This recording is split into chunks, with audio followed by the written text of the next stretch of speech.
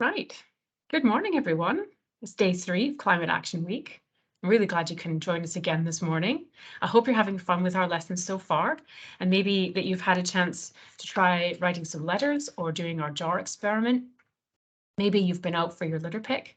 Maybe you've been out looking for tree seeds to plant and decorate your pot. Quite cool. And maybe you have been working on your craftivism as well. So we've had lots of nice photos tweeted and emailed into us. Remember, you can email pictures of you doing the activities and watching our lesson to ecoschools@keepscotlandbeautiful.org. And if you do that, please, teachers, make sure that you tell us if we have permission to share your photos so we can show them to everyone. So we have photos here from Elric School and St. Andrews. I see some nice letters written there. Doing some investigating, writing some letters to companies and organizations. Very good. Be great to find out who you were writing to. And also, if you get an answer too, we'd love to hear all about that. And East End Primary and Madison. Madison joined us for our early years session with Minnie Gray, which was excellent. And if you'd like to hear the story, The Last Wolf, you can watch on the recording that's on our website at the moment, just in the same place that you signed up for this lesson. The recording is there. It's a beautiful story with some great illustrations. And that's where the example of decorating your pot came from. And East End Primary there, learning about greenhouse gases. See lots of clothes being piled on there. Excellent. And Madison again, lots of kids wearing clothes. Excellent, love it. Lots and lots of layers. And if you haven't seen our day 1 lesson, you'll have to watch that to find out what that's all about. Dalry Primary Eco Club, hello, nice to see you. I love your posters so far, those are great. And St. Andrews again, St. Ninians. Lots of good learning going on here. Lots of very overly warm people dressed up. Excellent. Sacred Heart, looking at the impact of the world around us. That's great. Looking at different kinds of footprints there. And St. Andrew's learning all about greenhouse gases with us the other day. Great. Got Kosh and St. Paul's joining us as well. Nice. I hope you're here again today. Ms. Merritt's class learning all about their human footprint and the greenhouse gas effect as part of Climate Action Week. Very good. Saltoon Primary, and again, Madison P4. Well done, guys. Good to see you. Right, now I'm going to have a look and see what we can remember from yesterday's lesson. Don't worry if you haven't watched yesterday's lesson, you weren't able to join us yesterday. The recording's on our website. But for those of you that were here yesterday, let's test our brains. Can you remember what the difference, if I click again, if that would help. Yes, right. Can you remember what is the difference between the impact or footprint that a deer has and that we have? And I'll give you a clue. It's got nothing to do with the number of toes, because that's what I thought originally, but that's not it. You put your answer in the chat and tell me what you think. Who can remember? Just have a look at the chat. Oh, Mrs. Swanston's class, or S. Swanston, that is Mrs. Swanston's class, right? I think I remember you from the other day. Well done. Deer do eat lots of bark. Yep, and that is a deer's footprint. Remember from yesterday? We had a good guess of what kind of footprint that would be. You'll see lots of people have the right answer here, that we can change the impact that we have, so we can change our footprint and make it smaller. But deer can't do that, right? They have to eat trees. They can't make any changes. Right. And the next question, what can we do to bring down, make smaller, right, the impact or footprint that we have on our beautiful planet? If we have any guesses here. Miss Town's class, remembering how chocolate bars are made? Yep. That was a good example. It made me hungry though. Not littering, litter pick. Yes, that was one of the things that we asked you to do. But can you think of 2 things? Yep. These are all practical things. That's right. And all of these practical examples like recycling and walking and using less of things, using less energy, not littering, put your washing machine on cold, well done. All of these examples, these are really good examples of one of the answers to this question. There's one more thing that we can do. We saw examples of pupils doing it in the pictures that we were looking at just a moment ago. What was everyone doing? One of the activities that we thought would be helpful. Flying less, use local ingredients to make chocolate. Yep. All of these things. Wear more layers. Yes. Maybe not too many more though, right? Speaking out, right. Mills Primary School, well done. Let's see what this says. Make these bubbles go away. Right. We can use our consumer power. So that's things like wearing a jumper instead of putting the electricity on. It's things like making sure that we buy fair trade chocolate, not littering, being more responsible with the things that we consume.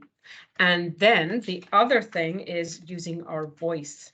And that is things like writing letters, speaking out about things, asking your schools to make choices that are better for the environment, like not using styrofoam containers, not using single-use plastics, that kinds of thing. Use our voice to ask people to make change. But also using your voice can be something like this, which is our craftivism activity that we were suggesting that everyone try. I don't know if you can see this. Let's move this a bit. There we go. This is one of an example of a mosaic picture that was made by our colleague Hendrika, and it's beautiful. You can see that she's used bits of paper to make a picture of a deer, and she even made her own glue out of flour and water, which might be an extra challenge for you to try. But craftivism is another example of using our voice to campaign for change. Now, can you remember an example of using your voice? Can you remember what did the school in Wales do? They used their voice, and what was the result? What result did they get when they were asking for something to do with what this person is wearing? You remember the result they had? What changed with red noses? Ah, yes. Red noses are now not plastic, they're plant-based. So they're better for the environment because they're obviously not used year-round. Well, maybe you wear your red nose year-round, who knows? But they're made of plant material now instead, which is a much better choice. Well done, everyone. There was some excellent answers there. You're obviously paying a lot of attention and you have a really good memory. And now I would like to introduce you to our friend Claire Herbst from Forth Valley College, who's going to talk to us today about innovation and the power of observation. So we're going to learn a lot about that and what that has to do with climate change.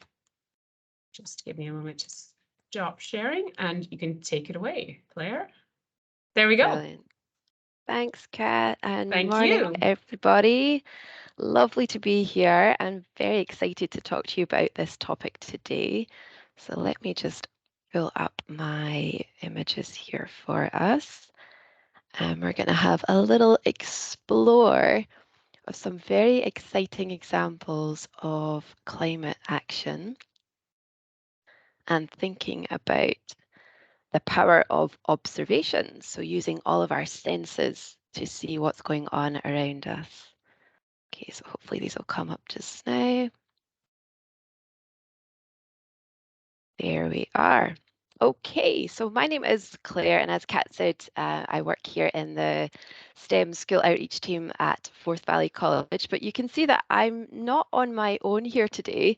So taking us on this journey, we also have the famous 4 STEM team. So you can see we've got Susie, Tim, Mandy, and Eric. They're all waving a big good morning to you.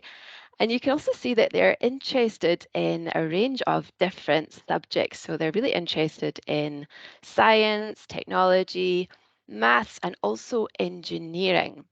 And you might have heard that all shortened together as STEM in your school. So today, they're going to be exploring some really cool innovations and inventions that have been inspired by things in nature and that are helping us to take climate action.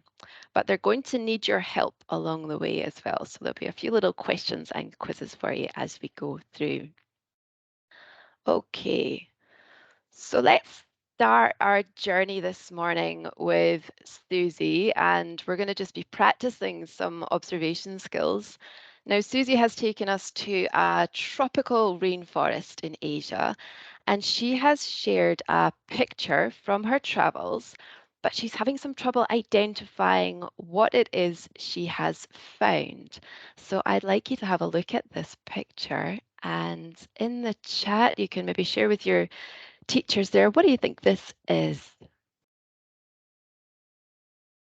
Look closely and look what's around it. Okay, fantastic. A few guesses coming in here just now.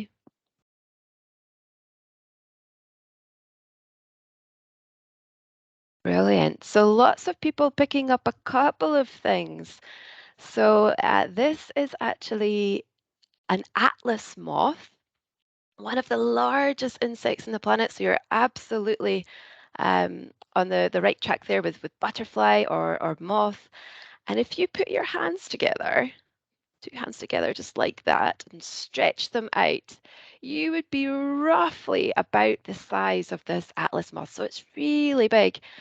But you also picked up, so really good observation skills there. You also picked up that some of you might have noticed a pattern of a snake. So this moth is also known as the snake's head moth because the tips of its wings right at the end there, you might see that looks a little bit like a cobra.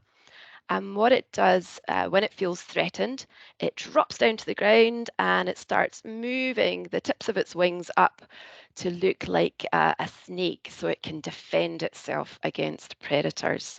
So that's a really good observation that we've started off there with. Okay, let's travel somewhere else on the planet. We're with Mandy now. So you'll remember that Mandy's into maths and she is in Kruger National Park in South Africa just now. She's quite excited to have discovered some Burchell zebras, but what she's not so sure on is how many zebras there are. So have a close look. Oh, I can see some really fast answers coming in already.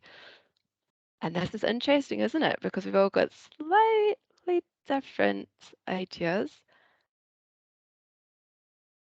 Okay, so somewhere maybe between 4 and 6, and it is quite tricky to tell, isn't it? So taking a closer look, the person that took this image with Mandy, we can say that there is actually 4 of the zebras. But they've got that really cool innovation, don't they, of the stripes? And that plays lots of different roles at them. We're still trying to figure out exactly all the amazing things that the stripes do, but it is helping them with camouflage, so quite distracting for predators, helps with their temperature, keeping them cool and warm, and also helps to ward off biting flies as well. But this is a really good point from your observations that we can see things slightly differently depending on our interpretation of what we see. And that means we can also come up with lots of different ideas as well between us in the class. Okay, now for our next image, often when we think about things that we observe, we think about things that we see with our eyes, don't we? But really we're observing using all of our senses all the time. So our eyes, our touch, our hearing, smelling, taste. And we can also improve our observations by using tools in science as well. So maybe you might want to use binoculars to look at birds more closely. Or on Monday with your jar experiment, you were using a thermometer to check what the temperature was in the 2 different jars. So in this image, Tim, he's really into technology. Now, he's been out on a walk and he's come across something that he wants to look at a little bit more closely. So we've zoomed right in, and I can see some suggestions already of what we think this might be. So we're super close in. We're seeing a lot of detail here. That's amazing to see the types of burnt marshmallow. Love that. That's exactly what I thought it looked like as well. So something bubbly, something burnt perhaps, wet peat. That's another nice one as well. Okay, shall we zoom a little bit further out? I'd like you to keep those observation skills going. A roast potato, love that one too. Okay, let's go a bit further out and see if your observations change now. So we can see more of the object, whatever this is, but less of the detail now. So we're not as close up as we were before. What do you think now? Okay, so a few suggestions now towards a leaf. I'm going to move even further out now. Or a mango. Yep, brilliant suggestions coming in. Okay, so we've gone a little bit further back now. Do you feel a bit more confident now on what you see? Have you got some extra clues here? Okay, so lots of suggestions for a leaf and something that is maybe on this leaf. Okay, I'm going to zoom even further out now. So we're quite far back now. Fantastic. So we've actually had some people picking this up spot on. So this is indeed a leaf and it's from the sycamore tree. And you might see quite a few of these falling down to the ground just now. So I've actually got an example that I saw on my way in this morning. Um, and the black spot that we zoomed in on before that looked like a burnt marshmallow or a roast tatty, that black spot is actually a fungus. So it is a disease that grows on the leaves, but it's very common and it doesn't really cause the trees too much harm, although it's not so nice to look at perhaps, but doesn't cause them too much harm. But interestingly, it can be an indicator of how clean the air is. So if the air is very polluted, things like sulfur dioxide in the air will actually kill off that fungus and you're less likely to see the fungus. So the fact that I found this leaf and saw some trees near where I live this morning with this fungus on it actually is a good sign that the air around me is probably in quite good quality. So that's a really interesting observation to make. And we wouldn't have been able to see that detail, would we, without the use of that tool as well. So we can really use tools to help us with our observations. Okay, let's bring the famous four back together again.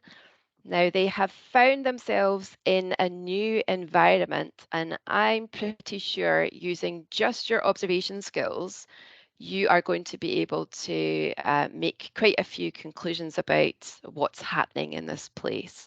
So what do you observe about this environment? What do you see? There's quite a lot of things happening, isn't there? I wonder if they're happy to be there.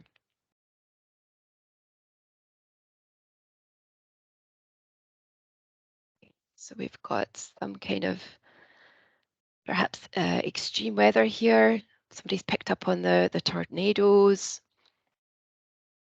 Yeah, brilliant. We've picked up on the lack of water as well. Yeah, so you can see Eric here is actually standing in the middle of, I suspect what used to be maybe a dry riverbed. Possibly there's been a fire as well. Yep, we're definitely not seeing a lot of green, are we? It's looking very dry, not a lot of water and quite a lot of pollution and litter going on. So fantastic suggestions coming in and amazing that you picked up all of that just by observing the environment around you. So we can make a lot of conclusions there. Now, the famous four are really keen to get this environment looking better and to help take action on climate change. And they're wondering if they can get some kind of inspiration from the way that nature works and the way that nature does things. So we've got a few things we're going to explore. Tim, you've picked up on this abandoned car here. It's not looking in a great place. We also learned on Monday that cars are obviously one of the things that are putting out greenhouse gases. So Tim is wondering what we could maybe learn from nature to help us travel in a better way. Eric doesn't really want to be in this dry riverbed. He's thinking about the fact that the climate is getting hotter and that we might need to look at ways to save water and to collect water in different ways. So he's going to be exploring that. Mandy's been picking up on all of the pollution. So a lot of people picking up on the pollution from the city and the fact that there's this city in the background and all the energy that we need to use. So she's wondering if we can get some cleaner energy and what we can learn from nature there. And Susie has made a really interesting observation. She's realised that you don't really get litter in nature. Nature's just got a great way of reusing everything. So is there something that we can learn there to help us not have so much litter and packaging? And so they are turning to nature for inspiration. And they know that there are a lot of ideas and innovations that have already been inspired by nature. And another name for this is biomimicry. So bio just mean living things, all the living things around us, and we are looking to them for inspiration. So we're mimicking them or we're copying them. We're seeing what works really well and we're using it for an idea to make things better. So, an example of something that has inspired an idea or an innovation is this plant. It is a burdock plant, and you can see it's got lots of those sticky parts pointing out of it. Now, those are known as burrs, and they help the plant to spread its seeds.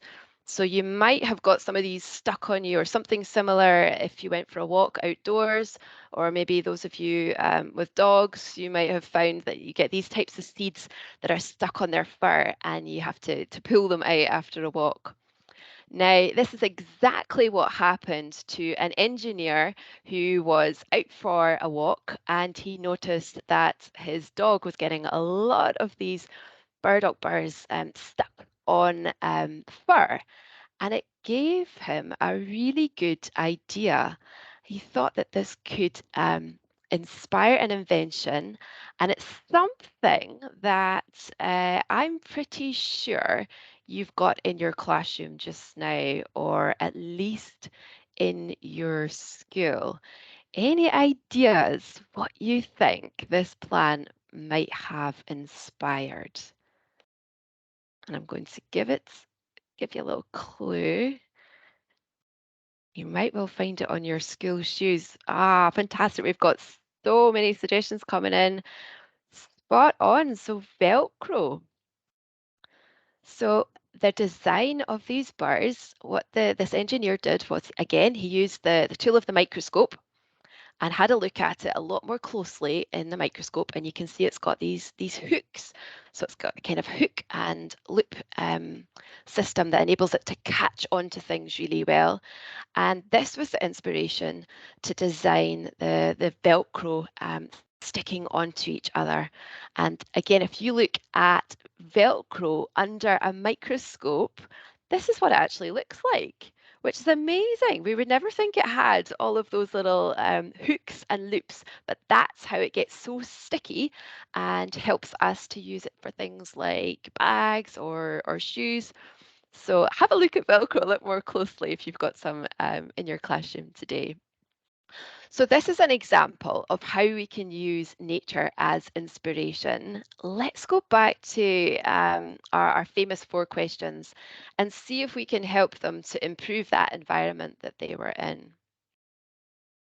So we'll start off with Mandy. So she was looking at the city and realizing that there wasn't much renewable energy going on here, and she thought that there was an opportunity to get much more clean energy.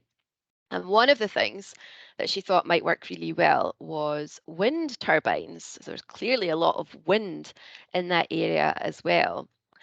And she has learned something really interesting, that nature has also helped to improve the design of some wind turbines. And there's still a lot of different designs out there testing how we can make wind turbines be as productive as possible. So she's got a few options for you here, a little bit of a quiz, and I'd like you to have a look at the wind turbine, look at the images. Which one of these do you think has helped to inspire the design of these wind turbines? Do you think it was the palm tree? Do you think it was the humpback whale? Option C is insect wings, or would you go for D, all of them? So maybe take a little vote in the class and see what you think. And if anyone wants to also pop in the chat why they think that, that's fantastic too. But really interesting to think about those designs.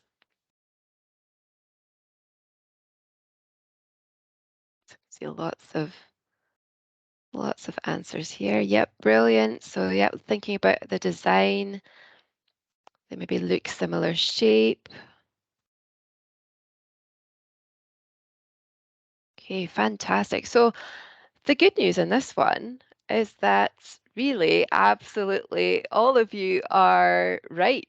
The answer here is D, all of them. So yeah, they are quite a similar shape here, the palm tree.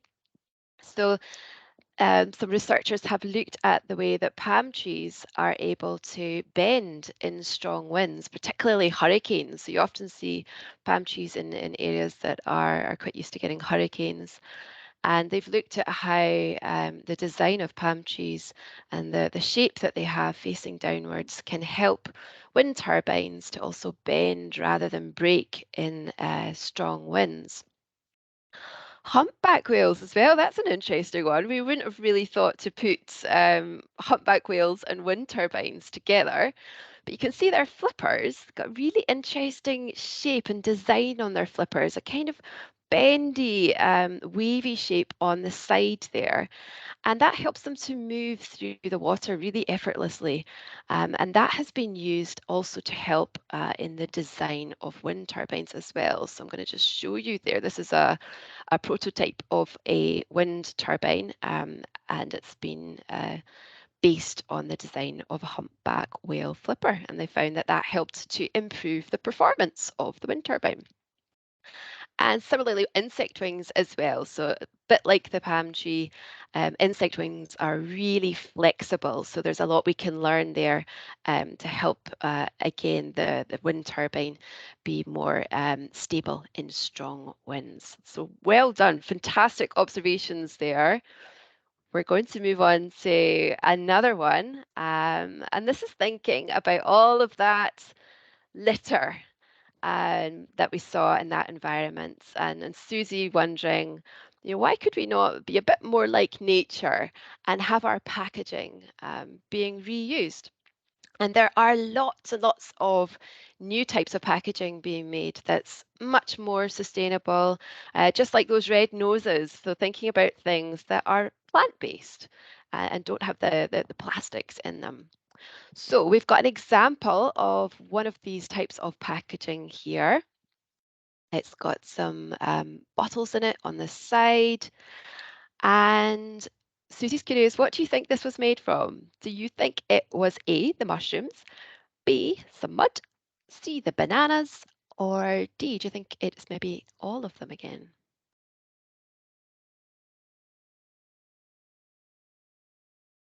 Give you a while just to have a little think about that. So answers coming in. And again, this is a really cool example. So this is actually coming from mushrooms. So answer A this time. And it is the roots of the mushroom. So you can see just at the base there, those little thin roots spreading out. That's called mycelium. And you can grow that in molds to actually fit the shape of the packaging that you want. So you can see those bottles fit in really nicely, and then you can recycle and compost those afterwards. So much better option and doing things a lot like nature is. So really good inspiration there. Okay, now we're going to start thinking about travel. I really, really love this example that Tim has found. So he was looking at ways that we could travel more sustainably. He's looked at things like walking and wheeling and cycling and also public transport. And he's been looking at a really, really fast train. You might have heard of this train. It's the bullet train, also called the Shinkansen, which is used in Japan.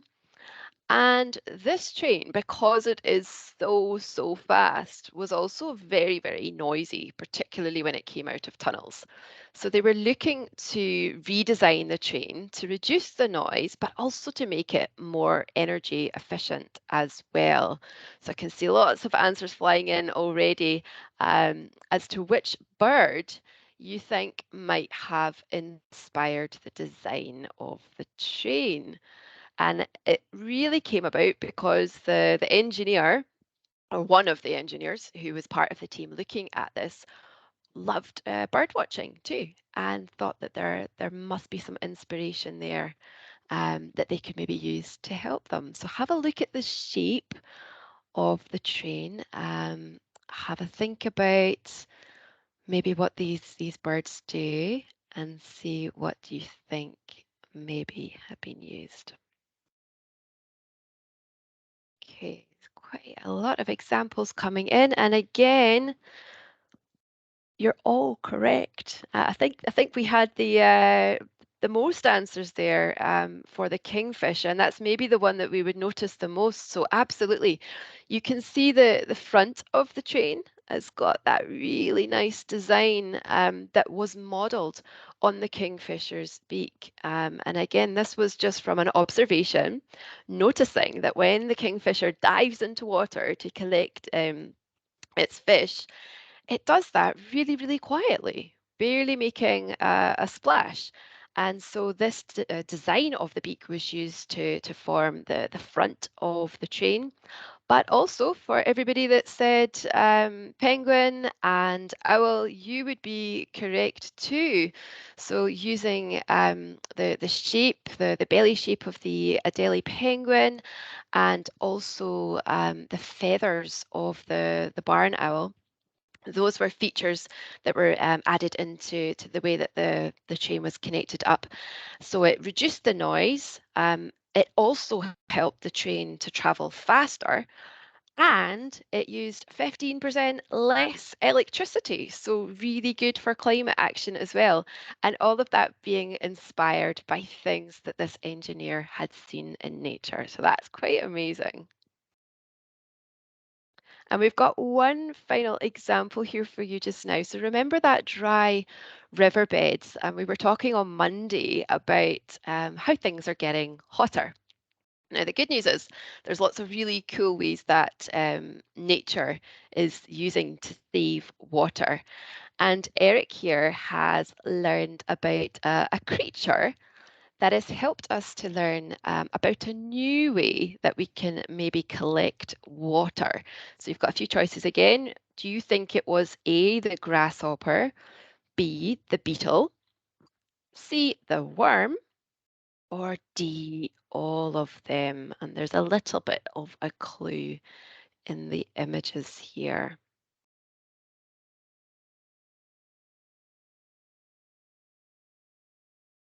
And there's maybe lots of things we're still learning all the time. So even if we've picked up just one of the creatures, there could be a new innovation just around the corner. Okay, so lots of answers coming in here. This time It was the beetle. So this is the Namib beetle, which lives in a desert area, so really, really hot. And you would think not a lot of water about, but it's got a very good technique for catching water from air.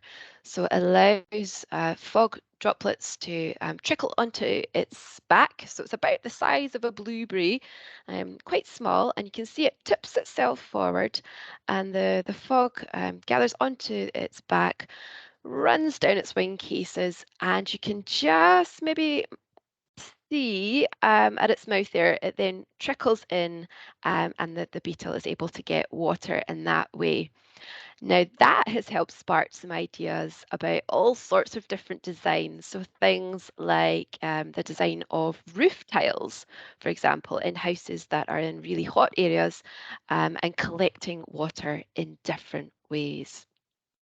So, lots of great inventions. And if we go back now to the same environment that we had before, what are you observing now?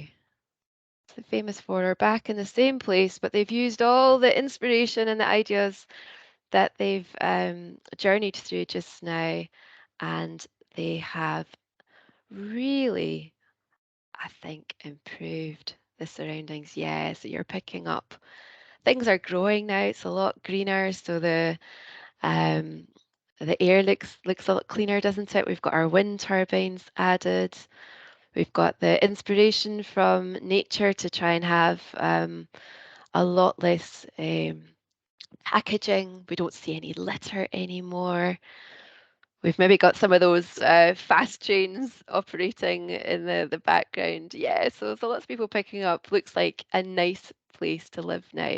And there was a lot of things that were inspired by nature. So now they're going to give you a little bit of a challenge to think about this week.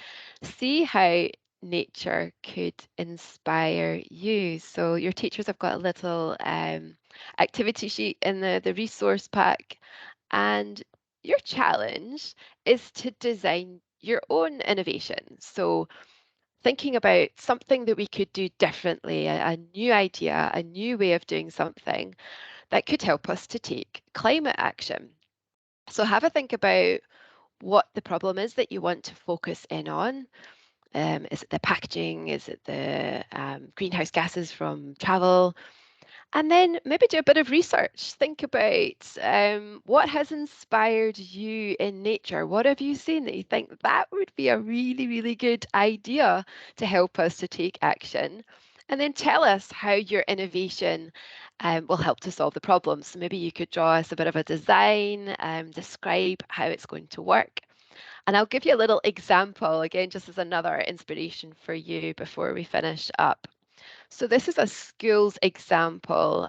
This is a school who were thinking about the fact that if there's more storms and strong winds and changes in weather, that might be a bit of a problem for houses if they've not been built strong enough to cope with those strong winds. So this was the problem that they identified.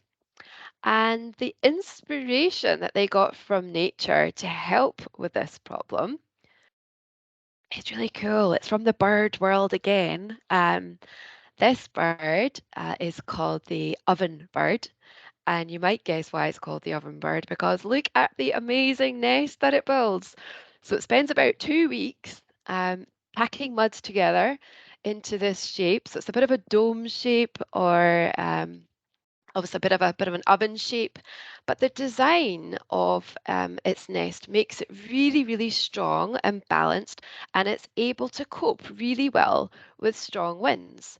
And so this school that were coming up with this design thought that this would be a really, really good inspiration for homes in the future. And so they've created this simple design, and you can see now that the homes are kind of round in this curved shape to help protect against strong winds. And they also used inspiration from a woodpecker again, so another bird, and the fact that woodpeckers' skulls are really, really strong to withstand that pressure that they have from tapping against the trees. So that was incorporated in the design as well. And this could be something that we might see in the future. So they called it the Dome Home Solution. So that's a little idea to get you started, but love to see what ideas you come up with. And thank you so much for joining us this morning and all of your input and answers there. That was fantastic. I will just stop sharing the screen and we'll pass back over to Kat. Thank you, Claire. That was so cool. I really loved all the examples of animals that have inspired really cool innovations for being more environmentally friendly. I think I actually learned a few things there, and I like the idea of a dome home. It looks really cozy. Right, so now I'm going to make sure that I can see what I'm doing.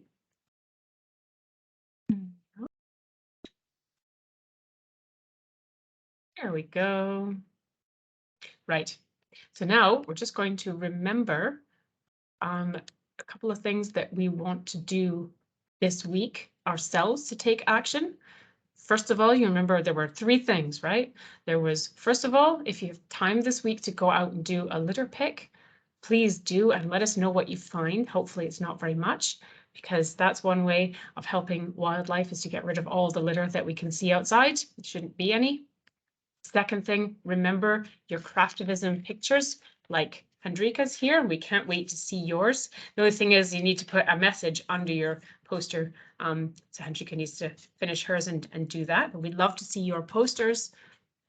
I think you have until the 30th of September to hand those in if you want to enter our competition to win a camera trap for your school, and also a virtual tour to either the Edinburgh Zoo or the Highland Wildlife Park. And then the third thing, don't forget to sign our pledge. It's on our website at keepscotlandbeautiful.org/climate-action-schools. And that is asking world leaders to take action on climate change and also pledging for your school to also take action through our education programs. If you have any questions about today's lesson, if you'd like to ask Claire a question or any of our other speakers this week, please email your questions to ecoschools@keepscotlandbeautiful.org and we will answer your questions in our assembly on Friday morning. I hope you can join us on Friday because we'll be showing more of your work like this. We'll be answering your questions, and we also expect to be able to have special guest First Minister Nicola Sturgeon join us as well and visit Glasgow Green for the start of a climate action relay race. Thank you so much for joining us. I'll see you again tomorrow. Have a great day. Bye.